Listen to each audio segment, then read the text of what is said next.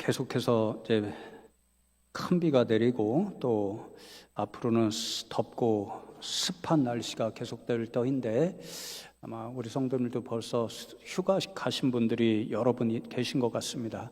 우리 성도님들 하나님께서 늘 건강하게 지켜주셔서 이 무덥고 또 비 많이 내리는 이런 여름날 잘 지내시면 좋겠습니다. 건강하게 지내시기를 기도하겠습니다.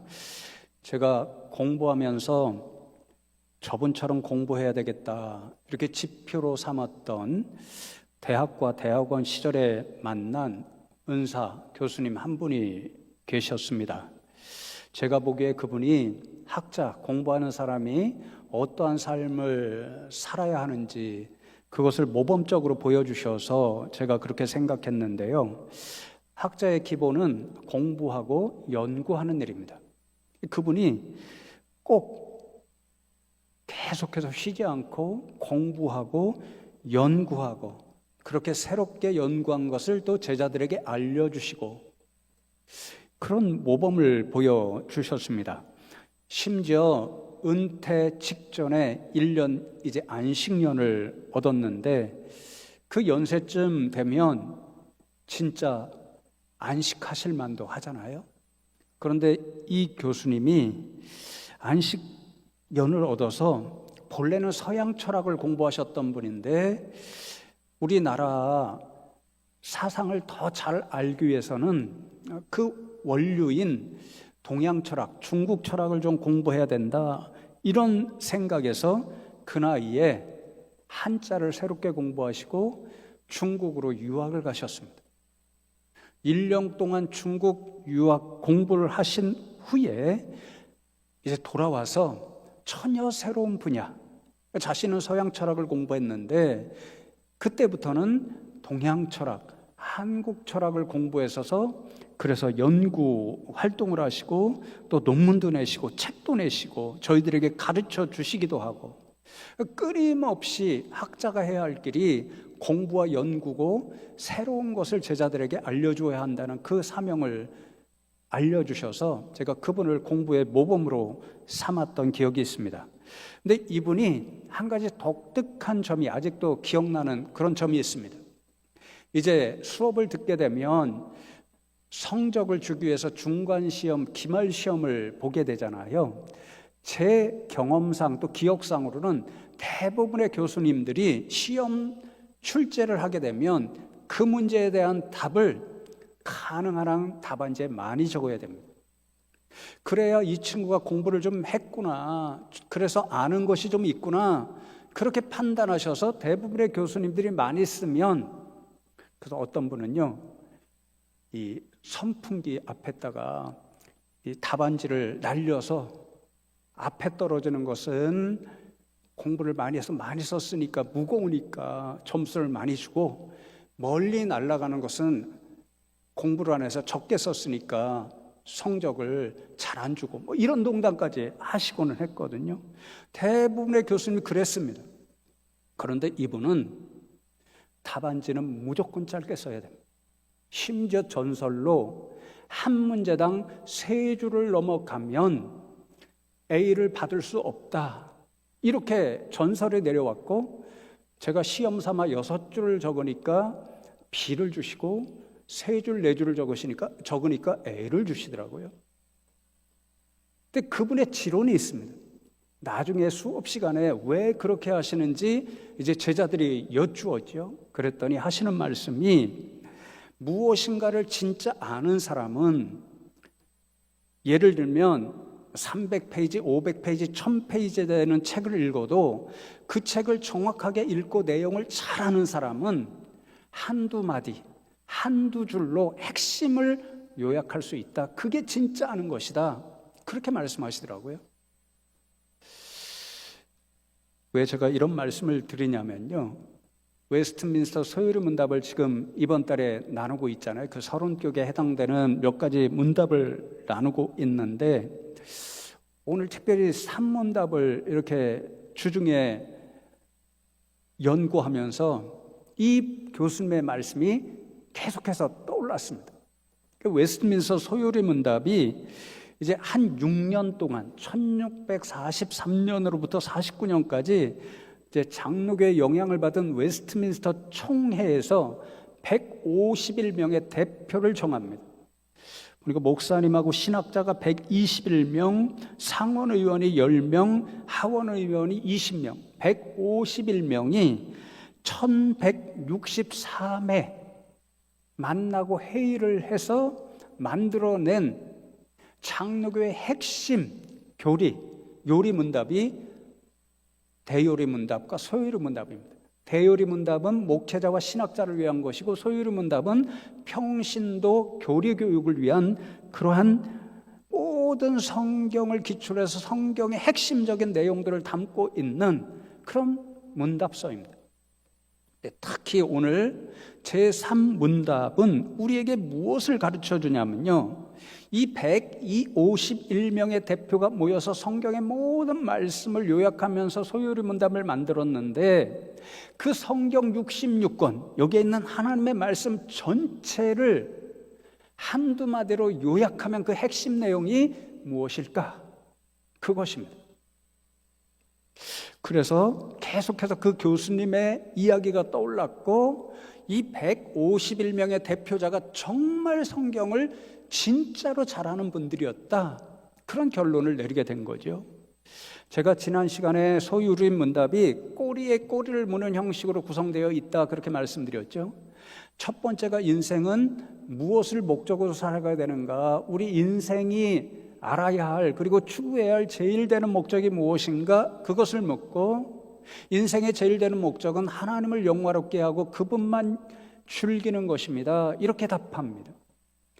이 문은 1답에 이어져서, 그렇다면 우리가 하나님을 영화롭게 하고 그를 즐거워할 수 있는 방법을 어떻게 알 수 있습니까? 그것을 묻고 어떻게 답하지요?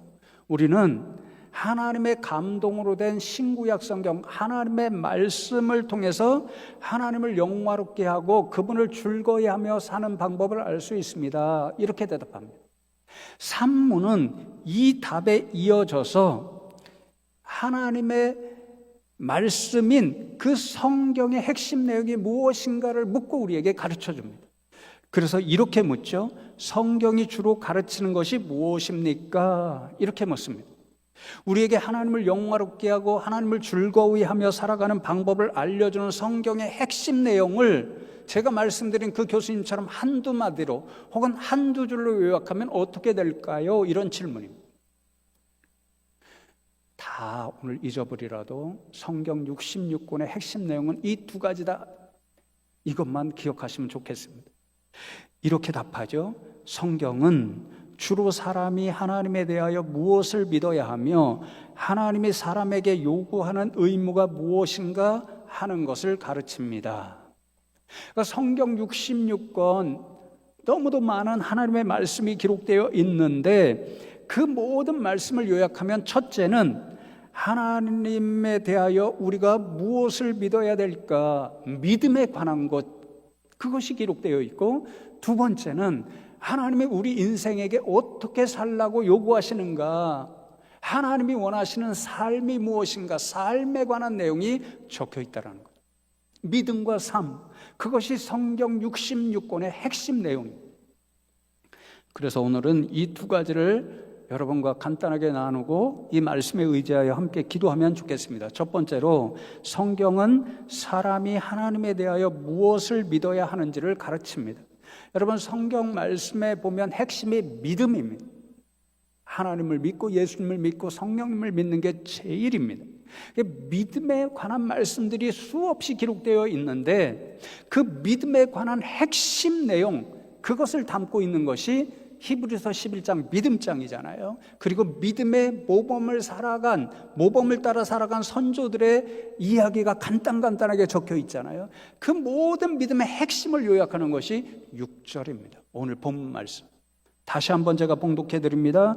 믿음이 없이는 하나님을 기쁘시게 하지 못하나니 하나님께 나아가는 자는 반드시 그가 계신 것과 또한 그가 자기를 찾는 자에게 상 주시는 이심을 믿어야 할지니라, 그렇게 말씀합니다. 여러분, 하나님이 인생에게 원하시는 것이 딱 하나 믿음이니까 믿음이 없이는 결단코 하나님을 기쁘시게 할 수 없죠. 믿음으로 하나님 앞에 나가야 하나님이 우리를 보시고 기뻐하십니다.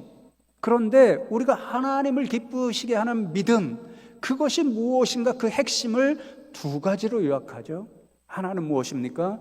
그가 계신다는 것, 하나님이 계신다는 것을 믿는 믿음입니다. 하나님이 계신다는 사실을 믿는다는 것은 하나님이 존재하신다. 세상 사람들이 그렇게 묻잖아요. 제 친구도 저랑 그것 때문에 큰 싸움이 됐는데 하나님이 없다라는 거예요. 하나님이 어디 계시냐, 하나님이 존재하신다는 것을 증명해봐라. 그래서 고등학교 시절에 크게 싸웠거든요, 제 친구랑. 그런데 하나님이 계신다라는 것을 믿는다는 것은 하나님 존재에 대한 확실한 믿음을 갖는다. 하나님이 어제도 살아계셨고 오늘도 살아계시고 앞으로도 영원토록 살아계신다, 존재하신다는 것을 믿는 믿음입니다. 그 믿음이 하나님을 기쁘시게 하는 거예요. 왜 그럴까요?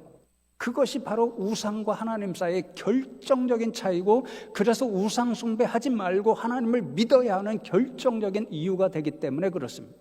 그것을 가장 확실하게 알려주는 성경 기자가 예레미야 예언자입니다. 예레미야 10장 말씀에 보면 그 말씀이 너무도 정확하게 기록되어 있는데, 10장 10절 전반절에 보면 오직 여호와는 참 하나님이시요 살아계신 하나님이시요 영원한 왕이시라 그렇게 말씀하고, 이어지는 14절 후반절에 보면 정반대로 우상은 어떤 존재인가? 이는 그가 사람입니다. 사람이 만든 우상은 거짓 것이요 그 속에 생기가 없음이라 그렇게 말씀합니다. 여러분, 하나님이 참 하나님이신 반면에 우상은 거짓된 것인 까닭이 어디에 있다라고 이야기하죠. 하나님은 살아 계시기 때문에 참 신참 하나님이시고 참 우리의 왕이시라고 말씀합니다. 반면에 우상은 그 속에 생기가 없다, 생명이 없고 살아있지 않기 때문에 사람이 나무로 만들고 흙으로 만들고 또 돌로 만들고 비싸게 만들기 위해서는 금으로 만든다고 할지라도 생명이 없기 때문에 참신이 아니라는 거예요. 그러니까 하나님이 살아 계시다라고 믿는 믿음은, 나는 하나님만이 살아 계시는 참 하나님이라고 믿기 때문에 그 하나님만 섬깁니다. 나는 결단코 우상 숭배자가 되지 않겠습니다. 그런 믿음입니다. 성경을 보면요, 하나님께서 제일 싫어하는 게 뭐죠? 자신을 버리고 우상 숭배하는 일입니다.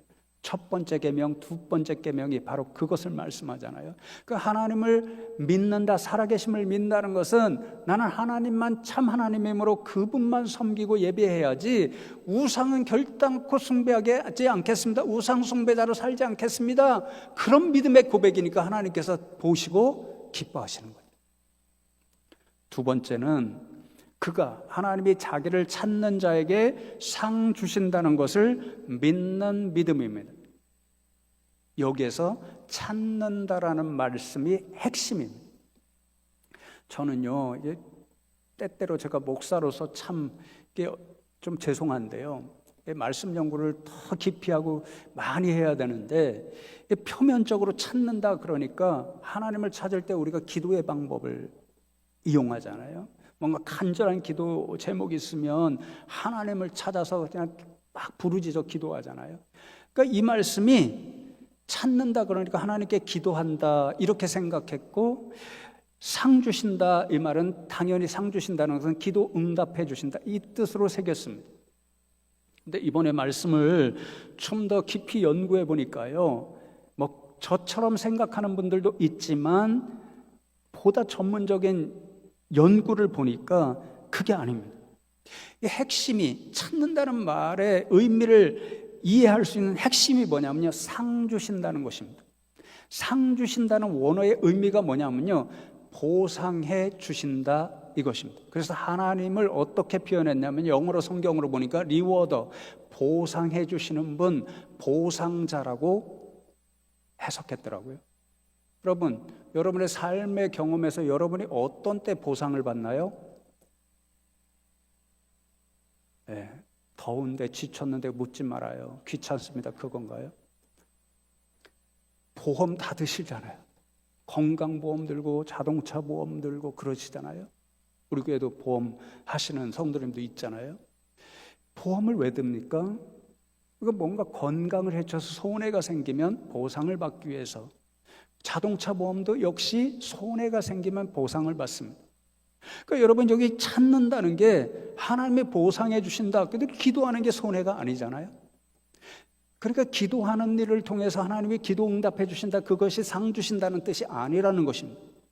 우리 인생이 하나님 앞에 살아갈 때 어떤 때 세상의 관점으로 볼 때는 손해가 되는 일이 있다는 거죠. 그게 어떤 일일까요? 희생하고 수고하고 헌신할 때입니다. 그러니까 찾다라는 말은 하나님을 위하여, 하나님의 교회를 위하여 수고하고 헌신하고 희생한다는 것입니다. 사람들이 볼 때는, 인간적으로 판단할 때는 그것이 손해입니다. 그러나 하나님이 분명히 보고 계시고 그것을 기억하시고 상 주신다, 보상해 주신다, 그 뜻입니다.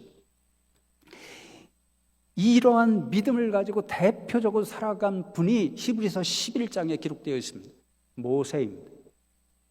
24절로 26절 말씀을 보면, 믿음으로 모세는 장성하여 바로의 공주의 아들이라 칭함받기를 거절하고 도리어 하나님의 백성과 함께 고난받기를 잠시 죄악의 낙을 누리는 것보다 더 좋아하고 그리스도를 위하여 받는 수모를 애굽의 모든 보화보다 더 큰 재물로 여겼으니 이는 상 주심을 바라봄이라. 그렇게 말씀합니다.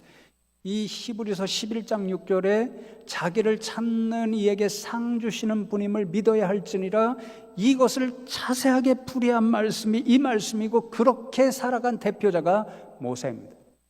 모세는 애굽 공주의 아들이었습니다. 부귀 영화와 권세를 마음껏 누릴 수 있는 사람이었습니다. 바로의 공주의 아들, 모든 영광을 누릴 수 있는 사람, 애굽의 모든 보화, 그것을 누릴 수 있는 사람이었습니다. 그런데 그는 그것을 포기했습니다. 세상 사람이 판단하고 인간적으로 판단하기에는요, 바보 멍청입니다. 그런데 모세는 그것을 내려놓고 고난의 여정을 기꺼이 걸어갔습니다.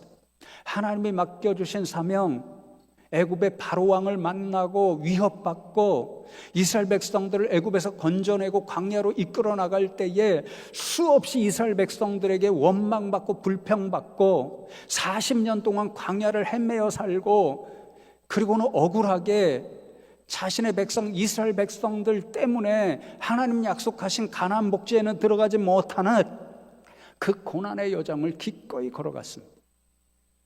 부귀 영화를 내려놓고 고난의 여정을 기꺼이 걸어간 모세의 믿음이 무엇이었습니까? 좀 전에 읽은 26절에 이는 상 주심을 바라봄이라. 이는은요, 영어로는 다 for 혹은 because, 왜냐하면입니다. 성경의 이는은 전부 왜냐하면, 이유입니다. 왜 그런 삶을 살아갈 수 있었는가? 모세가 상 주심을 바라봄이라. 하나님께서 상 주시는 일을 바라보고 생각하고 기대했고 소망했기 때문에 그 고난의 여정, 수고와 희생과 헌신의 길을 기꺼이 걸어갔다라는 거예요. 하나님은 무슨 상을 주실까요? 히브리서에서 이야기하는 상급이 있죠. 5장부터 7장까지 영원한 안식입니다.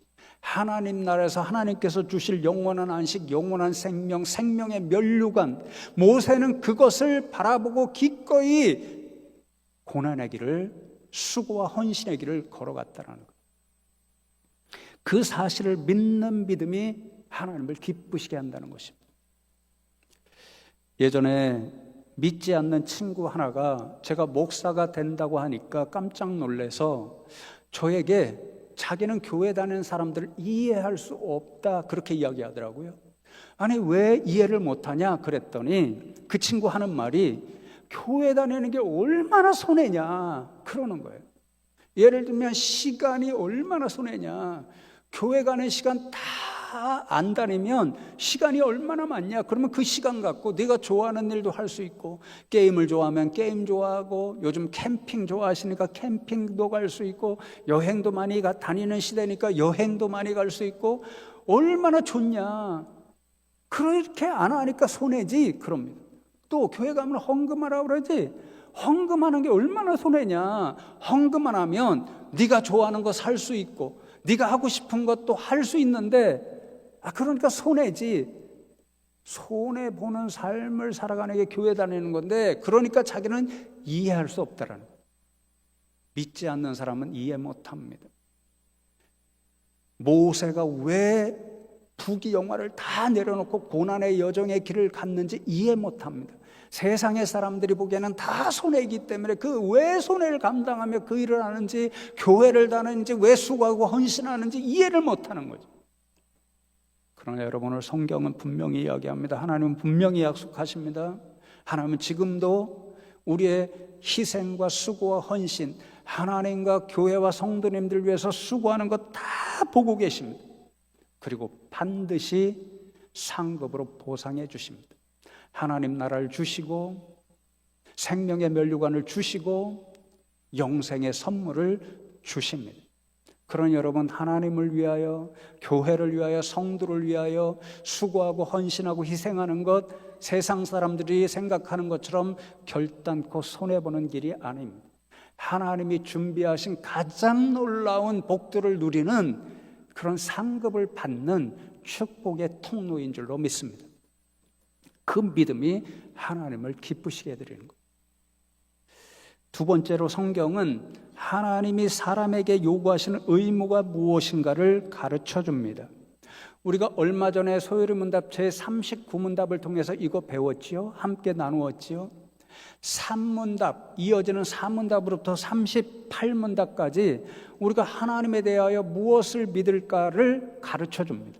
그리고는 39문답부터 107문답까지 하나님께서 우리에게 어떻게 살라고 요구하시는가, 그 의무, 하나님의 뜻을 우리에게 가르쳐 줍니다. 여러분, 하나님께서 사람에게 요구하시는 의무가 무엇이라고 우리가 공부했죠? 기억하시나요? 망각도 하나의 은혜입니다.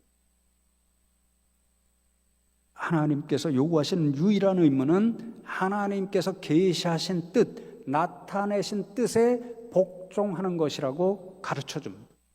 그러면 이 궁금한 게 뭐냐면요, 우리가 하나님의 뜻대로 살고 싶습니다. 하나님이 요구하시는 의무대로 살고 싶습니다. 그러면 우리가 하나님의 뜻을 어떻게 알 수 있는가? 그게 궁금하잖아요. 어떻게 알 수 있을까요? 여러 가지 방법이 있지만 가장 확실한 방법은 성경입니다. 성경을 통해서 우리는 하나님께서 우리에게 어떻게 살라고 하시는지 그 뜻과 요구, 그 의무를 알 수 있습니다. 왜요? 지난 시간에 공부했죠. 성경은 하나님의 감동, 하나님의 뜻으로 기록된 말씀이기 때문에 성경을 통해서 하나님이 우리에게 살라고 말씀하시는 그 뜻, 그 의무를 발견하여 순종하며 살 수가 있는 거예요. 그런데 여러분, 예수님께서 직접 요약해 주셨습니다. 또 소요문답 42문답에 보면 그대로 또 우리에게 가르쳐 주는데요, 성경에 나타나 있는 모든 하나님의 뜻을 단 두 마디로 요약할 수 있다고 그러죠. 예수님께서 요약해 주시죠. 위로는 하나님을 사랑하고 옆으로는 이웃을 내 자신과 같이 사랑하라는 두 말씀으로 요약해 주십니다. 마태복음 22장 37절로 40절에 예수께서 이르시되 내 마음을 다하고 목숨을 다하고 뜻을 다하여 주 너의 하나님을 사랑하라 하셨으니 이것이 크고 첫째 되는 계명이요 둘째도 그와 같으니 내 이웃을 내 자신과 같이 사랑하라 하셨으니 이 두 계명이 온 율법과 선지자의 강령이니라, 그렇게 말씀합니다. 그러니 여러분, 하나님의 뜻대로 산다는 것, 하나님께서 우리에게 요구하시는 의무가 무엇인가요? 하나님을 사랑하고 이웃을 사랑하는 것입니다. 성도님들을 사랑하시는 것입니다. 여러분, 하나님 사랑하시죠? 하나님 옆에 계신데, 여러분 옆에 계신 성도님들도 사랑하시죠? 제가요 이미 여러 차례 예고한 대로 올해는 기회가 되는 대로 이제 하나님 앞에 물질 생활하는 중요성, 그 성경적 의미를 여러분에게 이제 말씀드리려고 하는데요. 한 번은 선배 목사님과 만나서 이제 식사를 하고 차를 마시면서 이런저런 이야기를 하는 가운데 예수님께서 말씀으로 요약해 주신 하나님을 사랑하고 이웃을 사랑하라, 이 이야기가 어떻게 하다 나왔습니다. 그랬더니 그 목사님이 하시는 말씀이, 김 목사, 이렇게 사랑을 표현하는 가장 확실한 방법, 가장 확실한 사랑의 표현 방법이 무엇일까?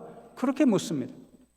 그래서 예수님께서 친히 보여주셨고, 요한복음에 보면 친구를 위하여 목숨을 버리는 것보다 더 큰 사랑이 없느니라, 그렇게 말씀하시잖아요. 그래서 제가 그것을 생각해서 예수님처럼 누군가를 위해 자신의 목숨을 기꺼이 내어놓을 수 있다면 그것보다 더 확실한 사랑의 표현이 없을 것 같습니다, 그렇게 답했습니다. 그랬더니 그 목사님이 이야기하는 말씀이, 김 목사는 아직도 이상주의자야. 너무 커. 아니, 그렇다면 자네의 목숨이 수천 개라도 감당이 안 될걸? 왜냐하면 사랑하는 사람마다 위해서 목숨을 주어야 되잖아요. 그렇게 거창한 거 말고 현실적으로 살아가면서 우리가 누군가를 사랑하는 가장 확실한 표현의 방법이 무엇일까? 김 목사가 속물이라고 생각할지는 몰라도 물질이야, 그렇게 이야기하더라고요. 물질을 누군가를 위해서 사용한다 그러면 그 사람을 사랑하기 때문에 사용한다는 거죠. 오늘날은 우리가 너무도 잘 압니다. 세상을 살아가면서 물질이 너무도 필요하고 가장 중요한 시대 가운데 우리가 살아갑니다. 그러니 이 시대 가운데 그 중요하고 귀한 물질을 누구를 위해서 사용한다 그러면 그 사람을 사랑하니까 사용한다는 거죠. 여러분, 그때 당시에 제가요, 속으로 선배님 진짜 속물이시네요, 그렇게 생각했습니다. 그런데 제 자신을 살펴보아도, 여러분들 살아가는 현실을 보아도요, 현실적인 모습이 맞는 것 같더라고요. 그래서 예수님도 뭐라고 말씀하시죠? 마태복음 6장 20절에 보면 보물을 하늘에 쌓아라 말씀하신 후에 21절에 내 보물이 있는 그곳에는 내 마음도 있느니라, 그렇게 말씀합니다. 내 마음도 있느니라, 이 말씀은 마음이 간다, 관심이 간다, 그래서 사랑한다, 이 표현입니다. 이 뜻입니다. 그러니까 보물, 물질이 있는 곳에 마음이 가죠, 당연히. 그런데 그 마음이 가는 물질을 누구에게 사용합니다. 그러면 그 누구에게 사용하는 사람의 이미 마음이 가 있고 관심이 가 있고 사랑한다는 것을 뜻한다는 말씀입니다. 여러분, 우리의 자녀들에 대한 것은 너무도 당연하죠. 부모님들로서 여러분 자녀를 위해서 아낌없이 써도 아깝지 않죠. 사랑하니까요. 어르신들이 수없이 하는 말씀이 있죠. 애들을 키울 때는, 자녀들을 키울 때는 정신없이 살다 보니까 애들이 얼마나 예쁘고 귀여운지 몰랐는데 손주들이 태어나고 손주들을 보니까 그렇게 귀엽고 예쁘다고. 자신의 용돈 꼬박꼬박 모아놨다가 손주들에도 다 털어넣어도 조금도 아낌이 없다고. 매일 보고 싶고 매일 뭔가 사주고 싶다고. 왜요? 사랑하니까, 예쁘니까. 여러분, 오늘날 여러분 건강 위해서 많은 건강 보조식품 먹죠. 저도 TV에 보고 간혹 혹해서 저거 먹으면 내, 예를 들면 위험이 있으니까 위험에 딱이더라 사놓고는요, 먹지 않아서 집사람에게 왜 사가지고 이거 버리냐고 혼나는 적도 있습니다. 왜 그렇게 하죠? 여러분 자신을 사랑하고 아끼니까요. 여러분을 위해서 그런 물질을 사용해도 아깝지 않습니다. 여러분 좀 반려동물을 많이 키우죠. 개나 고양이 많이 키우죠. 저희 집에는요, 새 하찮은 남자는 개나 고양이를 다 좋아하고 저희 집의 왕이신 한 분 여자분은 싫어하십니다. 개인적으로 털 알러지가 있어요. 근데 어느 날 제가 그렇게 말씀드렸죠. 이게 간이 커져서 저희 아들이 이제 하나는 대전에 가 있으니까 하나가 없으니까요, 와, 집안이 썰렁하더라고요. 이제 몇 년 후면 둘째도 이제 지 좋은 길로 가겠죠. 둘만 남잖아요. 너무 썰렁할 것 같아요. 그래서 반려동물 키우는 분들이 마치 자식처럼 키우잖아요, 자녀처럼. 그러니까 제가 집사람에게 뭐라고 이야기했냐면요, 우리도 개 한 마리 사서 키울까? 그랬더니 나를 죽이고 키우라 그러는데, 나 죽이려고 키우냐 이거죠. 왜? 털 알러지가 있으니까. 그러면서 덧붙이는 말이 뭐냐고 그러냐면 개 한 마리 키우는데 비용이 얼마나 많이 들어가는지 아느냐 그러더라고요. 알아보니까요, 사람은 보험이 있잖아요. 병원에 가도 개나 고양이는 보험이 뭐 요즘 생기고 있다고 그러는데 보험이 없으니까 사람보다 훨씬 더 치료비, 의료비가 많이 들어가더라고요. 거기다 꼬박꼬박 예방주사 맞춰야죠. 좋은 사료 사다 먹여야 되죠. 또 가끔가다 특식해 드려야 되죠. 거기다가 사람은 영양제 안 먹어도 꼬박꼬박 영양제 세 드려야 되죠. 비용이 만만치 않더라고요. 그럼에도 불구하고 사람들이 왜 개, 고양이, 반려동물을 키우나요? 예쁘니까요. 사랑스러우니까요. 자신의 물질이 들어가도 아깝지 않습니다. 마찬가지로 그 선배님의 결론이 그것입니다. 유사하게 오늘도 이제 저와 여러분이 정성껏 감사한 마음으로 하나님 명령하신 대로 정직하게 구별하여 이제 물질을 드리는 그 모든 것이 우리의 현실의 모습을 생각하고 이 세상에 귀해 여기는 물질의 그런 생각을 생각할 때 하나님을 사랑하고 교회를 사랑하고 성도를 사랑하고 우리 다음 세대를 사랑하는 사랑의 표현의 방법이라는 거예요. 그럴듯하지 않나요? 여러분, 저는요, 그리고 확실히 믿는 한 가지가 있습니다. 하나님께서 성경을 통해서 우리에게 물질을 명령하십니다. 구별하여 드리라고 명령하십니다. 어떤 분들은 목사님이 일부러 그 헌금을 만들어서 우리에게 부담을 가중시킨다라고 말씀드리고, 제가 만든 것 하나도 없습니다. 성경에 다 있습니다. 그런데 성경에서 이 물질 드리는 게요, 우리에게 부담이 아니라 복이요 축복의 통로라고 말씀하시고 저는 확실히 그것을 믿습니다. 예수님께서 예를 들어 뭐라고 말씀하시나요? 마태복음 6장 24절에 한 사람이 두 주인을 섬기지 못할 것이니 혹 이를 미워하고 저를 사랑하거나 혹 이를 중히 여기고 저를 중히 여김이라 너희가 하나님과 재물을 겸하여 섬기지 못하느니라. 여러분, 예수님 당시에도 사람이 하나님 대신에 그 마음의 주인의 자리로 삼기 가장 쉬운 것, 사람의 마음을 가장 빼앗기 쉬운 것이 물질임을 분명히 알고 말씀하셨고, 오늘날은 더 말할 것도 없죠. 그러니 여러분, 이렇게 귀한 물질, 우리를 유혹하는 이 물질, 이것을 하나님 앞에 하나님께서 말씀하신 대로 순종하여 구별하여 드린다는 것은 무엇을 고백하는 것입니까? 하나님, 내 주인은 돈, 만몬, 우상이 아니고 오직 하나님밖에 없습니다라고 하는 고백을 담으니 축복입니다. 또 하나, 하나님, 세상 사람들이 다 물질을 제일 사랑하는 이 시대 가운데 살아가는데 저는 이 물질보다 하나님을 더 사랑합니다. 그 믿음의 고백을 담으니 축복입니다. 하나님 가만히 보시나요? 아니죠. 하나님의 교회를 위하여, 성도님들을 위하여 사용되는 이 물질을 위해서 여러분 땀 흘려 수고하셨습니다. 헌신이 담겨 있습니다. 희생이 담겨 있습니다.